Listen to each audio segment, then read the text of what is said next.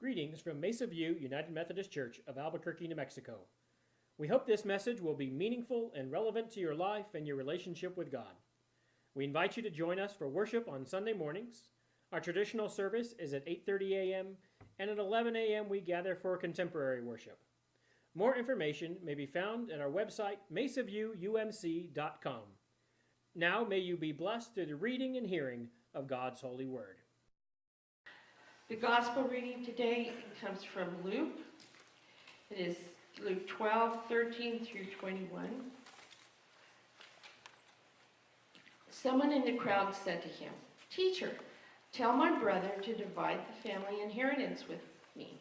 But he said to him, "Friend, who set me up to be judge or arbitrator over you?" And he said to them, "Take care, be on your guard against all kinds of greed. For one's life does not consist in the abundance of possessions." Then he told him a parable. The land of a rich man produced abundantly. And he thought to himself, "What should I do? For I have no place to store my crops." Then he said, "I'll do this. I will pull down my barns and build larger ones, and I will store all my grain and all my goods. And I will say to my soul, 'Soul, you have ample goods laid up for many years. Relax, eat, drink, and be merry.' But God said to him, 'You fool, this very night your life is being demanded of you. And the things you have prepared, where will they be?' So it is those who store up treasures for themselves, but are not rich toward God." This is the word of God for the people of God. Thanks be to God. So in your bulletin, you'll find the blue scripture insert. On the back is a place to write things from today's service, so I invite you to take that out and make use of it during today's message. A clergy friend of mine told me about a member of his church who was very wealthy. Or at least that's what the rumor was, is that he was very wealthy. There was a lot of speculation about how much he was actually worth when no one was quite sure. And well, one day, as is wont to happen, he died. And so as the women of the church were preparing the reception for his funeral, one of the women sort of casually said, "I wonder how much he left behind." There was sort of an awkward pause, and then one of the other women said, "All of it. He left all of it behind." Although you don't see it much anymore, I'm sure most of you remember there used to be a bumper sticker that said, "He who dies with the most toys wins." It was never really clear what you won, and I think one of the reasons we don't see that bumper sticker anymore is because we sort of realize when you die, you leave it all behind, that you can't take it with you. And so maybe the bumper sticker we see now on the back of cars that says, "I'm spending my children's inheritance," is a little closer to what we should be doing, although Proverbs tells us that we are to be good stewards of our resources, and that good people leave an inheritance not to their children, but to their children's children. But simultaneously, Jesus tells us, don't store up treasures on earth where moth and rust can eat them, and don't worry about tomorrow. So which are we to be doing? To passing on wealth for generations, or not storing up wealth here on earth? With those questions in mind, we continue in our series looking at John Wesley's rules on money, which are earn all you can, which is what we looked at last week. Then give all you can, which we'll look at next week. And then today we address save all you can. Now, as I've been saying for the past few weeks, in the earliest days of the Methodist movement in the 18th century, John Wesley laid down 3 rules for the Methodist societies. Everybody remember what the 3 general rules were, the 3 simple rules? Do no harm, do good, and stay in love with God. So 3 simple rules as we know them now. And among them, of what it meant to do no harm was not just not doing harm to others, but not doing harm to yourself. And so there was a list of rules that Wesley laid out. Among them was not to partake or buy spirituous liquors. I sort of love that phrase. That meant not just buying them, but also not drinking them. So that sort of closed that loophole of somebody, well, I didn't buy it, somebody else bought it for me, so it's okay to drink it. Not to buy things on interest, that is, don't buy anything that you can't pay cash for. And not to wear gold or expensive clothing. Those were just some of the rules that he called for in the societies. And so what Wesley and the church found is that people started following these rules when they stopped taking their money and spending it on things they didn't need, in particular alcohol, that people then suddenly had extra cash that they could use for other things, like increasing their education, which allowed them to get better jobs, which then increased their income, rising them up to a new economic level. And so Wesley sort of found people who had started out fairly poor when they started in the movement were now moving into a burgeoning middle class in England. And so then he had to come up with economic rules about what it is that we were to do. So he established these rules on money. And while he said that in the do no harm that we are to save all we can, he also warned us at the same time, don't build up treasure here on earth. Now the passage we heard from Luke this morning is known as the parable of the rich fool. And it begins with a man coming to seek some help from Jesus. And this is not somebody that appears as trying to trick Jesus or to try to catch him off, as often takes place when the scribes and the Pharisees or the Sadducees are debating with him. This is just somebody who's in the crowd, who has a problem, sort of like people who want to come for healing. And he says to Jesus to help him claim his portion of the inheritance. Now, it's not clear exactly what's going on here. More than likely, this is the younger brother, because the older brother would be in charge of the estate, and the way it worked in the ancient world is the older brother would get double whatever it is the younger brothers received. And so it's not clear here whether the older brother is cheating this brother out of his inheritance, or whether he's arguing about fairness. Why should the older brother get double what I do? Or is he just simply greedy? That seems to be what Jesus thinks, at least sort of maybe looking into the man's hearts, that he just wants more than what he's getting. And so Jesus warns about greed of all sorts of types. That is, you can be greedy for more than just money. You can be greedy for more World Series championships, for example. Even though we're down 0-2, I'm not worried about my Yankees. I think we'll be okay. But we can be greedy about lots of things, and so Jesus warns us that our lives do not consist in our abundance of possessions.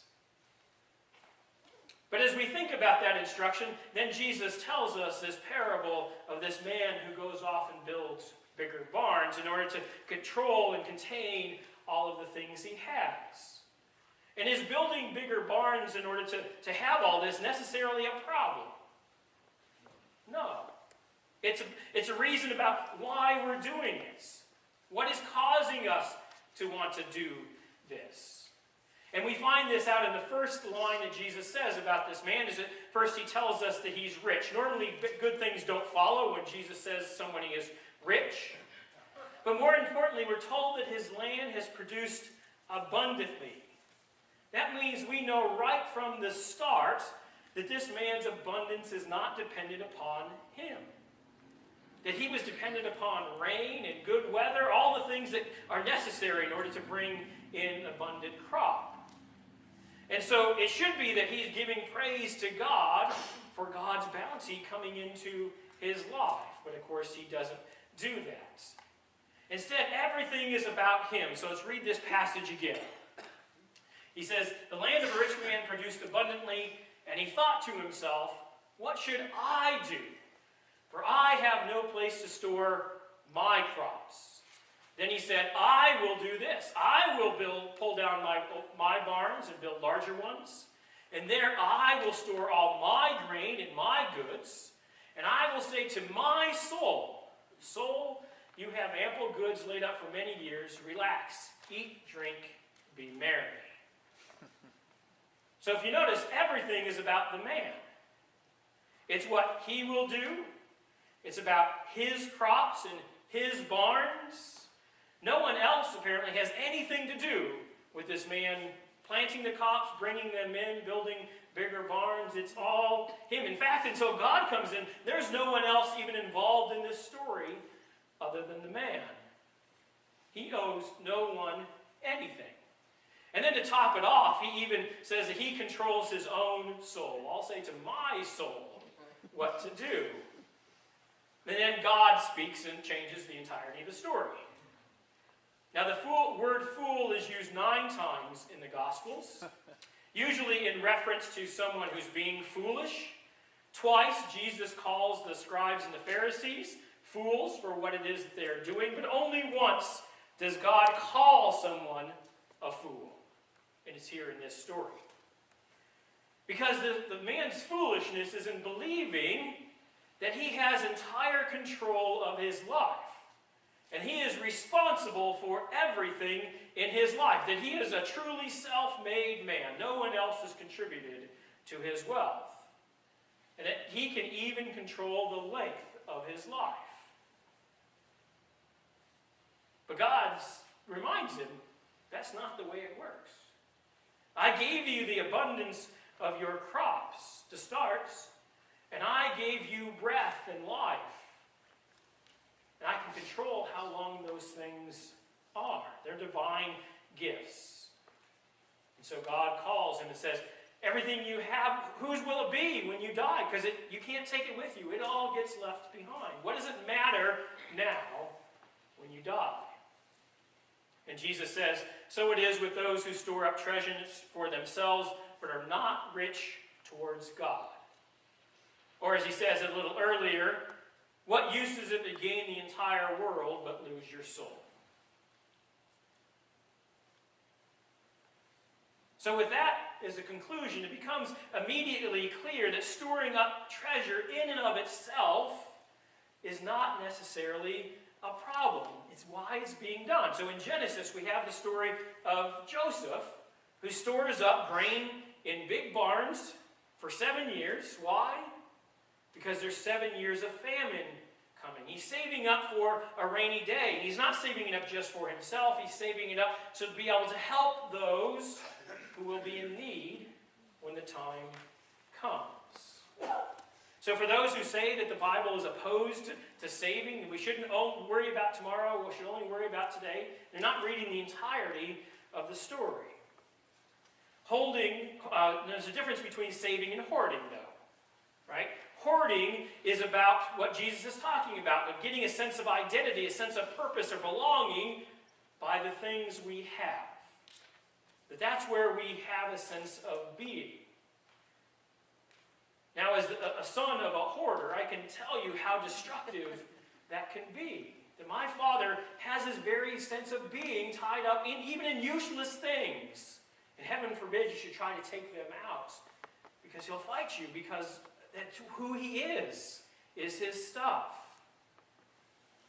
But our understanding of ourselves has to start that we are children of God.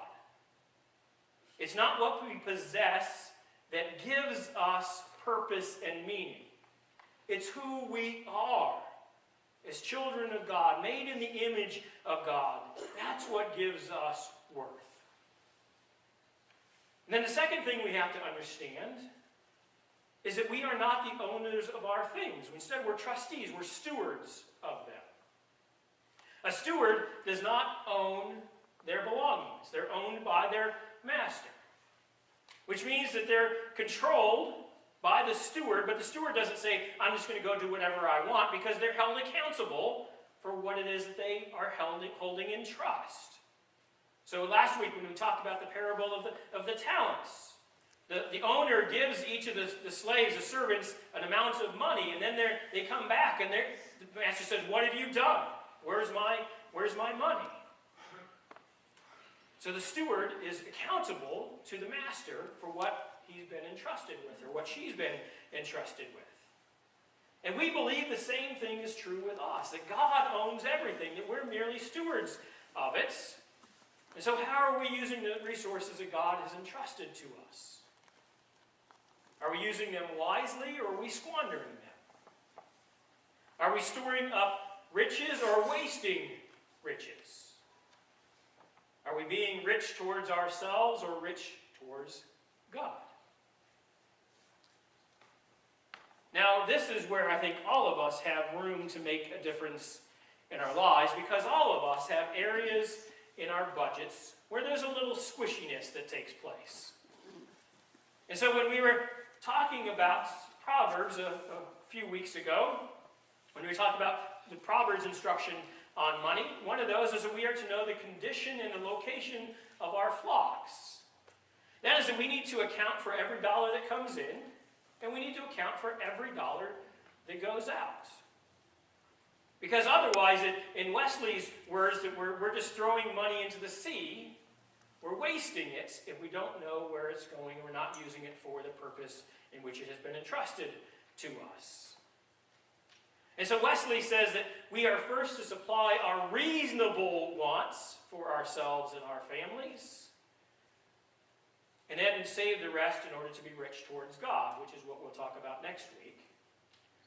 But in seeking to know our economic condition, as well as reckoning what's a reasonable want for us, we're sure to find places, again, where we're spending money not necessarily in the best ways, regardless of how tight your budget is. And so Wesley includes buying expensive or superfluous apparel or ornaments, adorning our houses with expensive furniture and pictures, and doing things simply for vanity's sake. So let's put it in a little more practical terms.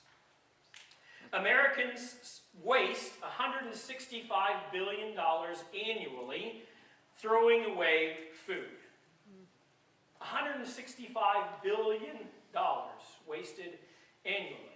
That's $529 a person. We will spend $2.8 billion on Halloween candy. And my guess is about $1 billion of that, at least, is not for trick-or-treaters, it's for the people who bought the candy. 1% of all spending in the United States is on alcohol. 1% of all spending. And I know some people will say, well, I only drink when I go out to a restaurant. Going out to eat is about $3,000 annually for the average household in the United States. And if you drink only when you go out to restaurants, that's marked up 200 to 300% minimum, if not more, than it is if you buy it in the store. I'm not saying it's better to drink at home than it is to drink socially. I'm just saying, know that that's the cost. Casinos will bring in $125 billion in revenue. That doesn't include the $66.5 billion we spend on lottery tickets. Americans who buy coffee at a coffee shop will spend an average of $1,000 a year. And Business Insider says we waste $443 billion in energy every single year. And the Department of Energy says if we use Energy Star appliances and follow their guidelines, we could cut that amount by a third. So imagine just cutting your utilities by a third this coming year. And then we'll talk about the gym memberships that never get used, or the subscriptions to things that never get read, or the deluxe cable package that costs us several $100s when maybe a subscription to Netflix at $10 would do exactly the same thing for us. And it doesn't begin to talk about what we pay in interest. When we talk about knowing the condition of our flocks, are our flocks working for us and building up more sheep? Or are we sending our flocks to build up sheep in somebody else's pasture? And let me point out, there's a difference between, when we're saving, a difference between being cheap and being frugal. Right? Being frugal means prioritizing and being wise about how we are spending money so that we can have more things we care about, including more money. Being cheap is about spending less, but also sacrificing quality, value, time, and even enjoyment simply in order to save money. In the short term. Rarely does being cheap work in long term. And on the same strain, going out and buying something you don't need simply because it's on sale is not a way of saving money. You can't come back, look at how much money I saved. Proverbs says, precious treasure remains in the house of the wise, but the fools devour it. So we should be saving money for emergencies, We're saving lots of things for emergencies, for a rainy day. We should be saving money in order to make purchases, not just for things we want, but for the expenses that we know are going to be reoccurring. And just so you know, Christmas is scheduled on December 25th this year. You might not be aware of that, and so you should be saving up for things you might need come December. And you should be saving in order to build wealth, to keep the sheep in our pastures, making new sheep for us, rather than sheep making sheep for someone else. And we should be saving in order to be rich towards God. But in order to begin to do any of those things, we have to again start with the idea that we are beloved children of God. That our sense of identity and purpose and meaning rests not in anything that we own, anything that we do, anything that we are. It rests because we are children of God. Beloved, baptized children, just as who we are. And second, it's in knowing that nothing belongs to us. It all belongs to God. That we are blessed by God in many ways, and we are called by God to use the resources that have been given to us in order to help ourselves, but more importantly, to be rich towards God, to invest in the kingdom of God. That God has entrusted us with money and possessions not so that we can hoard them or use them for only ourselves, but to be rich. To be rich for ourselves and to be rich for the world. I pray that it will be so, my brothers and sisters. Amen. Amen.